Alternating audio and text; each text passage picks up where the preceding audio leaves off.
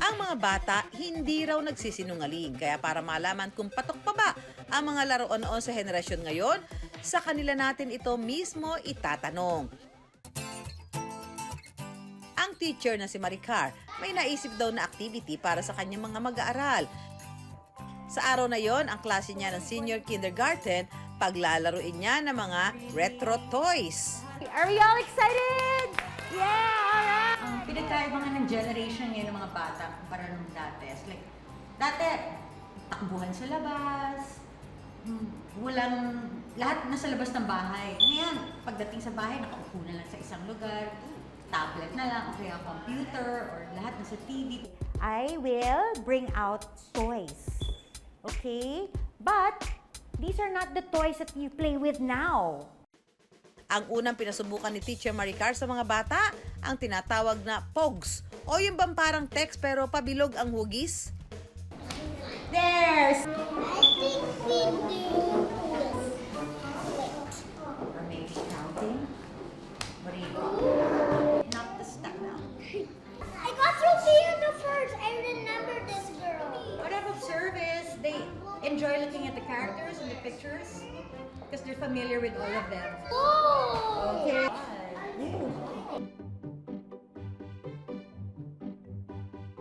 It's called Jackstones. These I enjoyed playing with when I was in grade school.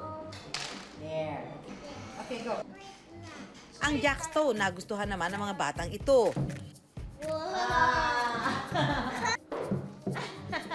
This game, what would you prefer to play with? Jackstones or your tablet? Jackson. Why do you like Jackstones? Because it's fun. Pinasubukan din sa kanila ni Teacher Maricar ang pick-up sticks. Ringmaster. Did you see anything move? Yeah.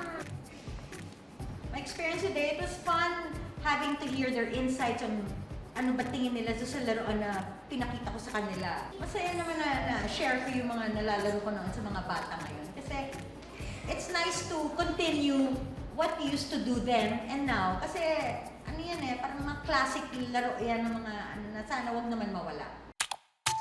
Bukod sa mga laruan, iba't ibang libangan din ang nauso noon. Bago pa man nauso ang e-books, o yun bang binabasa na lang natin sa internet ang mga libro. Ang kinahumalingang babasahin noon, lalo na ng mga teenager, ang pocketbook. Ang kadalasang tema nito, romance.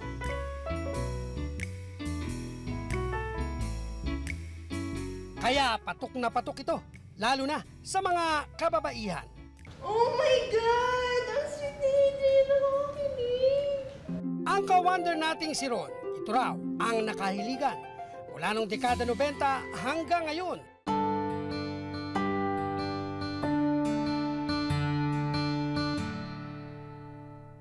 Mahal na mahal kita, Amelia. Mahal na mahal din kita, Anton. Hala, mahal na nilang isa't isa. Sa kwento, naiiba kasi, napupunta ka doon sa mundo ng character. May mga writers kasi na parang may magic yung mga words nila na pagka binabasa mo na, parang pinapanood mo na kung ano yung mga binabasa mo. Dahil sa pagkahumaling sa pocketbooks, mula Bulacan, dumarayo pa raw siya ng rekto, makabili lang ng mga ito. Yung pocketbook na pinag-ipunan ko from dun sa baon ko para makasave, para makabili ng pocketbook sa papuntang recto. Kahit may agyo, kahit amoy ipis, sige, hanap lang ng hanap ng mga writers na favorite namin. Sa paglipas nga ng panahon, gaya ng mga lumang pahina, tila unti-unti ring nabubura sa alaala ng marami ang pagbabasa ng pocketbooks. Pero si Ron, ito pa rin daw ang paboritong libangan hanggang ngayon. Ang kanyang koleksyon umabot na ng mahigit 5,000 pocketbooks. Ang karamihan daw, mga rare na. Ang rare po is yung mga 1990s, 1985, lalo na pagka patay na yung writer, yung mga collectors, hinahanap talaga siya. Hindi nga lang daw ito libangan para kay Ron. Dahil kalaunan, ginawa niya rin itong negosyo.